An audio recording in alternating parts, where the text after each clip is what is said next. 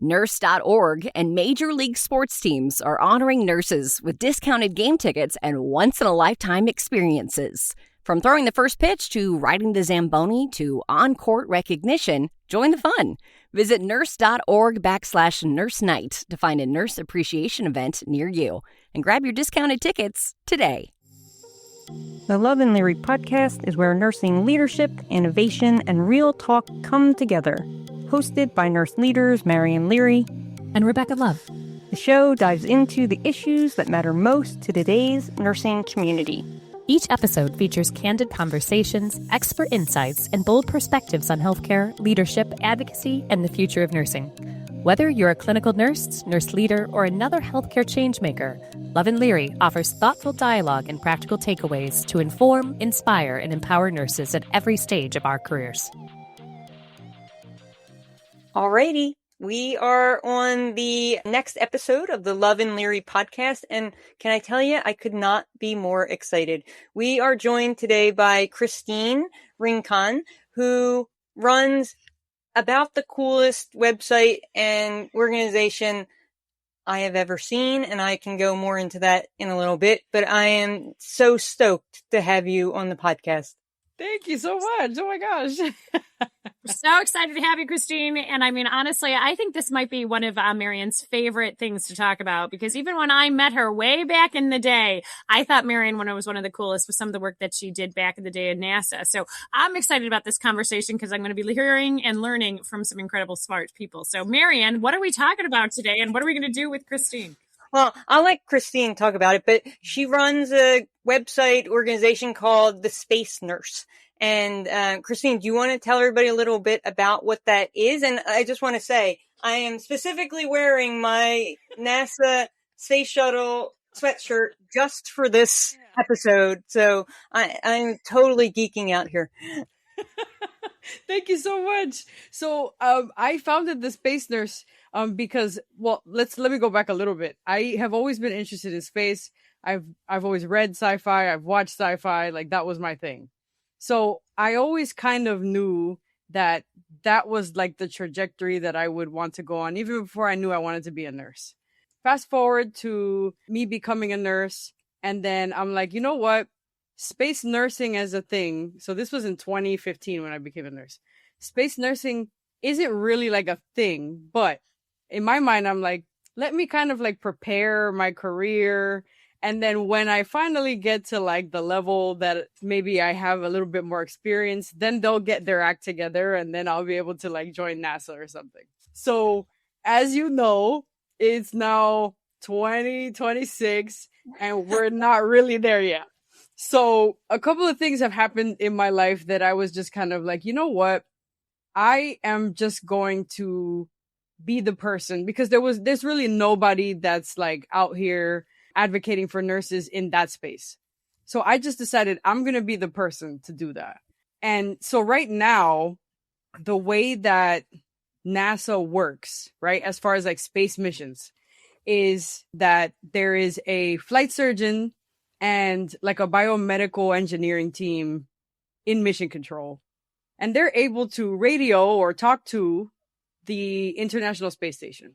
So for now, that works, right? If there's an issue up there, they kind of coordinate what's going on and then they evacuate. Just kind of like what happened a few weeks ago where they had to bring the team back. Because they're making plans to go farther and farther, right? Once we're talking about Mars, it takes 6 months to get there, right? So if we're talking about going further and further, we need medical teams that kind of mirror Earth. And so who better to take care of a person in long term, right? And we're talking about not just people trying to survive space. We're talking about people that are in space, living their normal thriving, right? Who better to care for the whole person than the nurse? So that's kind of like the advocacy part of the Space Nurse LLC. So, and Rebecca, I promise I'll let you get in here at some point, but like, seriously, like, so I was so excited to learn about your work. So I have loved space since I was little. My mom and dad took me and my sister to Kennedy Space Center when, I don't know, we must have been like 7 or 8. And her excitement, my mom's excitement around NASA and space has never ended. And it hasn't ended for me either. And so being able to like talk to you and see the work that you're doing as a nurse, I've always wanted to try and get a job at NASA. And to your point and some of the stuff that I've read on your website, I've never thought that I, as a nurse, had the background needed to apply for any job at NASA. And then I read that blog you put together about the different skills that nurses have and how those translate in the different ways that NASA advertises for jobs and how we can take our experience and sort of fit those into those positions. So I would love for you to talk a little bit about that and why you want to see more nurses in space travel and at NASA. I mean, you kind of already did, but how that translates. Sure. I think to the point of the skills that we already have, it's funny because this actually came from me looking, right? So I was looking and there's a lot of engineering terms that are in the job postings because, as somebody told me, NASA is made by engineers for engineers, right? So when I was in there, I was reading all these terms that I've never heard of. And then I Googled one. So, and I'll use this one as the example of something that nurses do all the time. Human in the loop processes, right? Mm-hmm. I saw that and I said, I don't know what that is. I don't do that, right? And when I looked it up, I was like, wait a minute, I do that. Like, it's literally anytime. So for anybody watching, anytime you interact with a machine. So let's say you are opening the Pyxis, right? You're opening the machine and the Pyxis gives you a warning, right? That says, are you sure you want to, because this, right? And you think about the patient that you have and you're like, yep, right?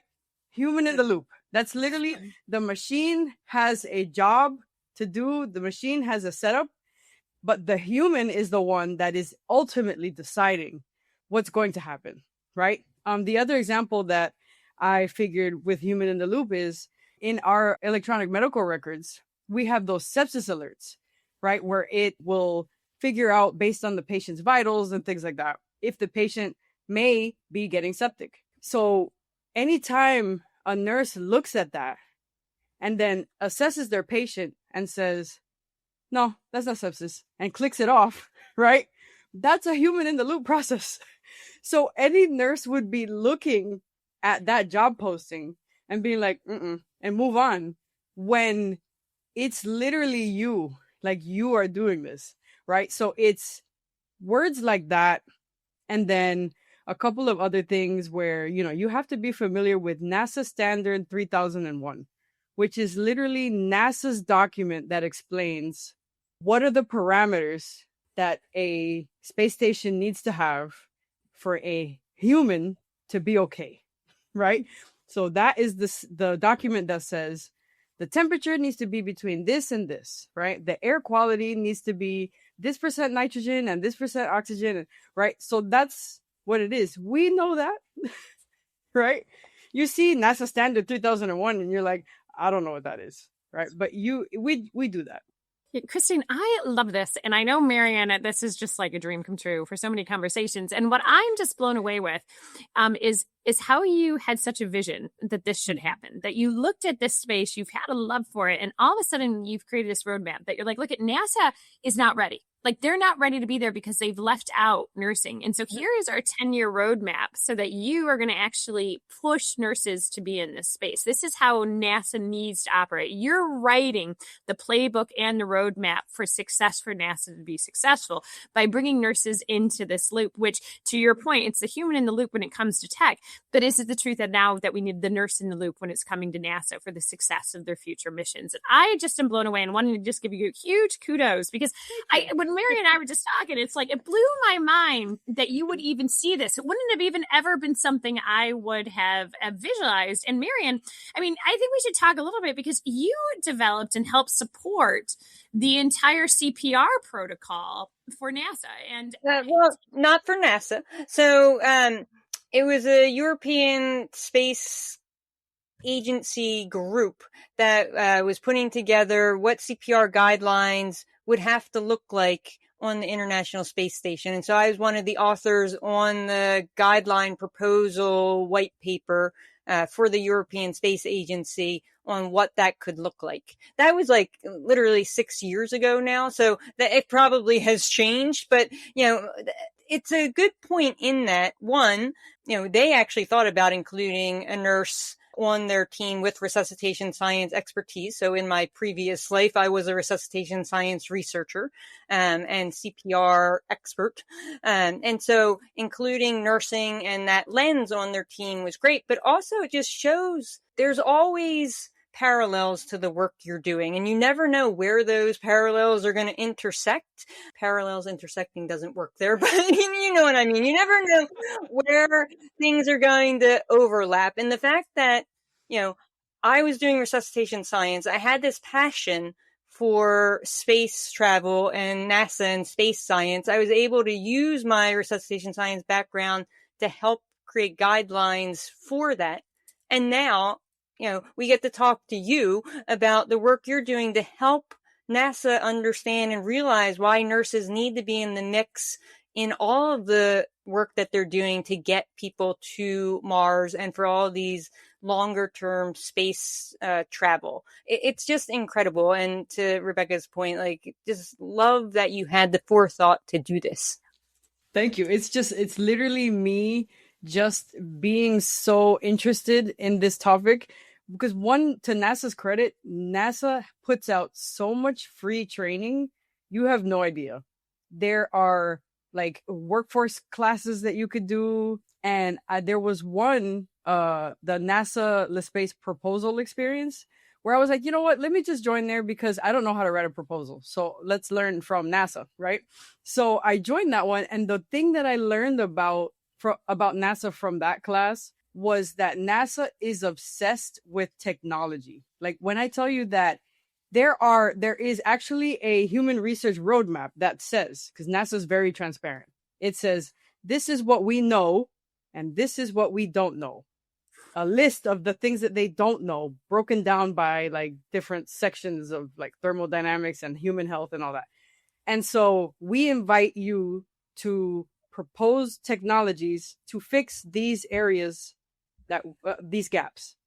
And they will and this is why it's so exciting now, because there's a big push, as you know, doctor, with innovation, right? Yep. Of nurses, instead of just being end users, being involved in the process of creating the tech. And if they only knew, well, now, because I'm telling you how much NASA needs your tech. Mm-hmm. It's insane. They are handing out grants for techs. Hey nurses, looking for exclusive discounts? Nurse.org has you covered with deals on everything. Save big on the essentials you need to excel in your career. Don't miss out. Visit nurse.org/discounts for the latest discounts made just for you. Well, this sounds like the topic for the next hackathon, Marian. I love this. I mean, why not do Nurses in Space Hackathon? Well, because, actually, to your point, I think you're taking the bull by the horns. And, what is your next steps? Are you thinking about rewriting NASA 3001 from the lens of a nurse? Are you saying, look, the group of nurses got together and they're going to audit this to make sure that these parameters for safe space station livability are looked at through the lens of the nurse? What should nurses be doing? How are you looking at it? I mean, when I hear you talk, I'm feeling like I'm meeting somebody who is very well versed, really an expert in this space. And so tell me, how are you thinking that you can insert yourself into these conversations and make it relevant? Because clearly there's not yet been asked for a seat at the table, but it feels like there's possibly a path in here that you could start taking control of some of this narrative. What are you thinking about? The triangle of the Space Nurse LLC is, because this is a path that has not been blazed yet, right? Mm-hmm. I am essentially explaining to everybody why this is important, which is fine because, this is not something that we are familiar with. That's the advocacy part. Now, there is a part where once people start taking more notice, I want to consult. There are a lot of new space companies that are coming about.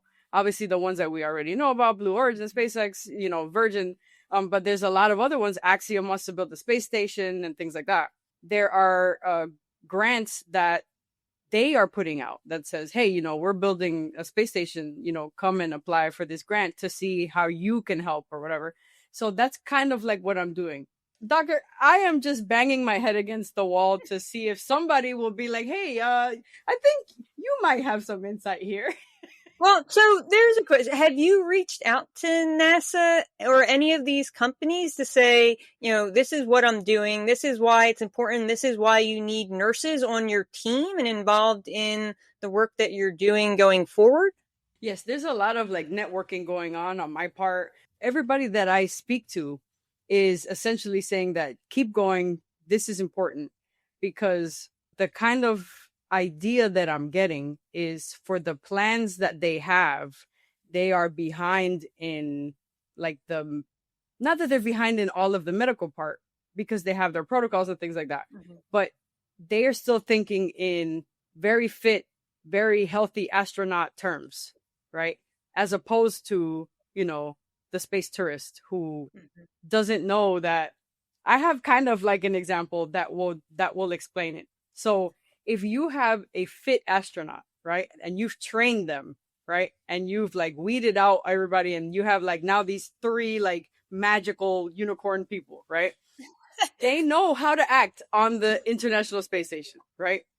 But a space tourist, when they experience that nausea that most astronauts experience when they get to space, right?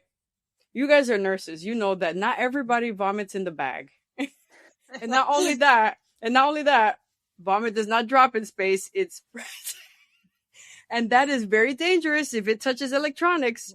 So, and I say that to say that the space tourists need to be trained in that. And I feel like a nurse, those operational things, right? The doctor should create the programs. They do that thing. But to make them do that, and the operational part, it's too much cognitive load on one person when we have an entire group of people, the nurses, that could do that. And I totally agree with you, but I also think the nurses should be the ones creating the programs as well. There needs to be more nursing oversight. Physicians and nurses come with distinct skill sets, and both should be at the table creating these programs and leading them. So, right. There is another example that I have when I was at a conference, and I was talking to a director of a program that's coming out with an extreme space program for nurses, actually. So I'm excited about that. He told me that he was talking to someone who was creating the protocols for a head tilt study. For anybody that doesn't know, that's a study. That's how they kind of simulate microgravity on Earth, because all your fluids go up to your head. So the way that they simulate is they turn the patient kind of Trendelenburg reverse. See, I don't even remember. Yep. So Trendelenburg, yeah. So they're talking about this study, and then he asked, okay, so how are they going to go to the bathroom? And they were like, they don't think about these things.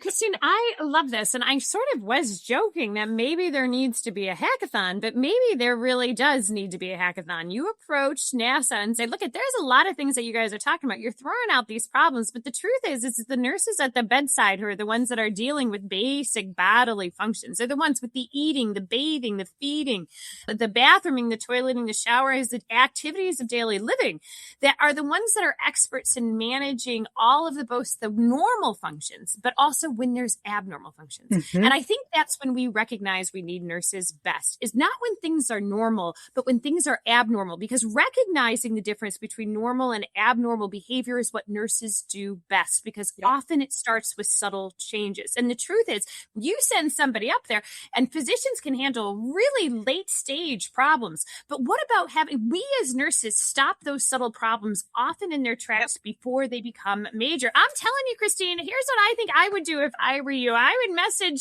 NASA and say, I have nurses that want to do a hackathon with you because you identified these 6 major issues that you guys aren't solving this for. Let us help you. Bring in a group of nurses. Let's make it happen. Like, I don't know, Marion. I know I'm throwing it out there, but let's be honest. Like, I just think this is not my solutions for most things are like, let's just hack it.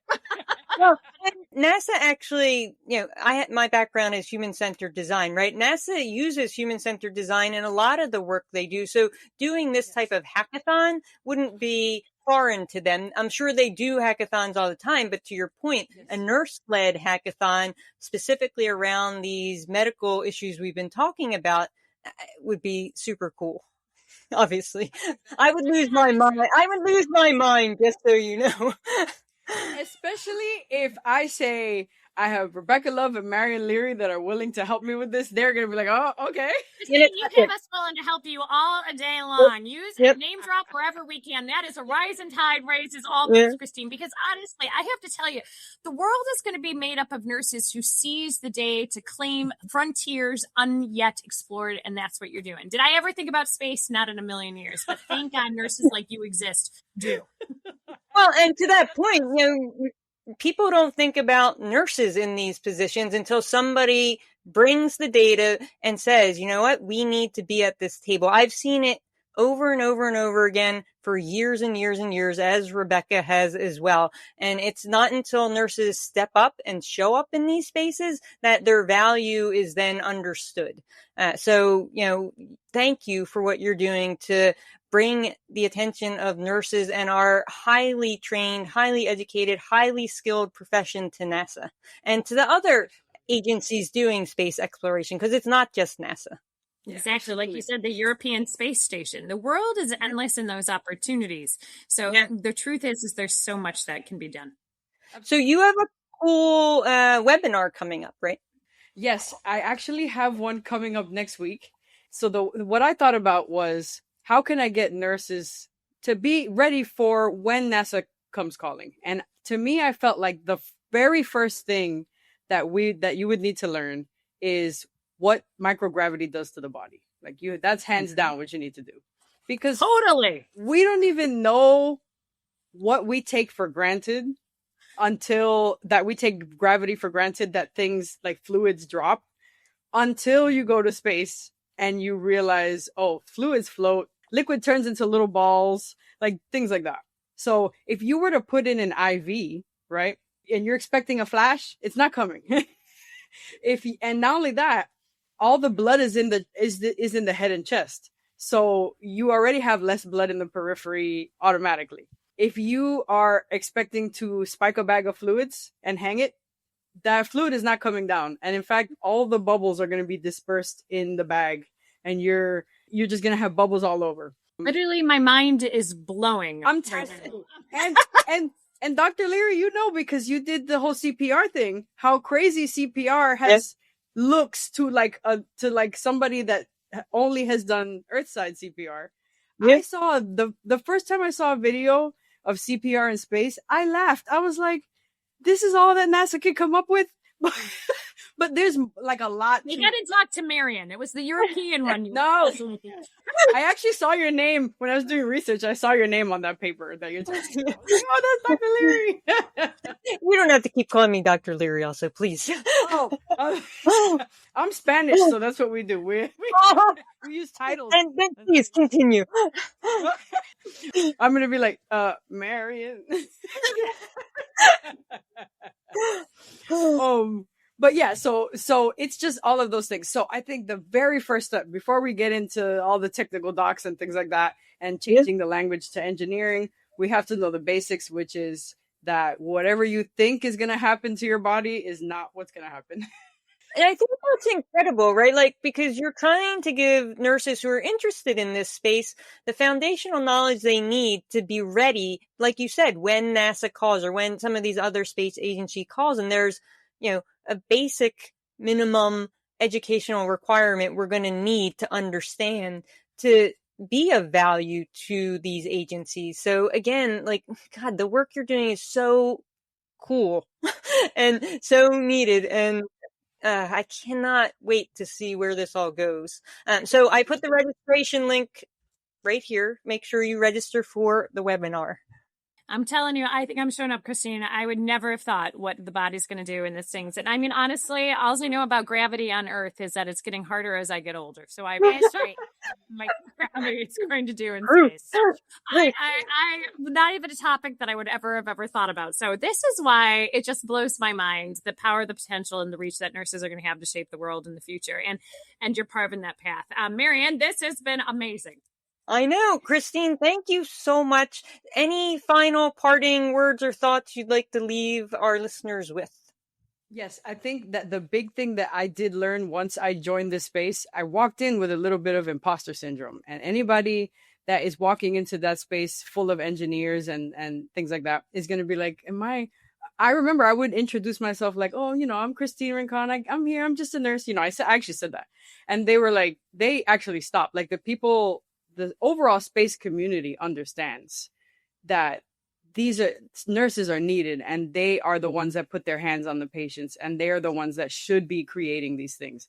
It's just those good old boys that we need to convince.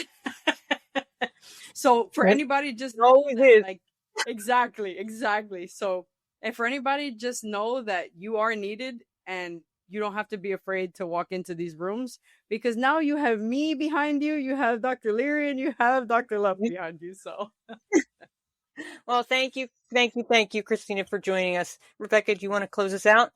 Yes, you guys, thank you to everyone who's tuned in the Love and Larry podcast. Today, meeting Christine Rincon, who is leading the Nurses in Space movement with the Nurse.com, is a total pleasure. Keep in tune with all of us. We'll see you at the next episode with the new things and new frontiers that nurses are leading. Thanks for joining us. Thanks for listening to the Love and Leary podcast. We hope this conversation sparked new ideas, challenged your thinking, and reminded you of the power nurses have to lead change.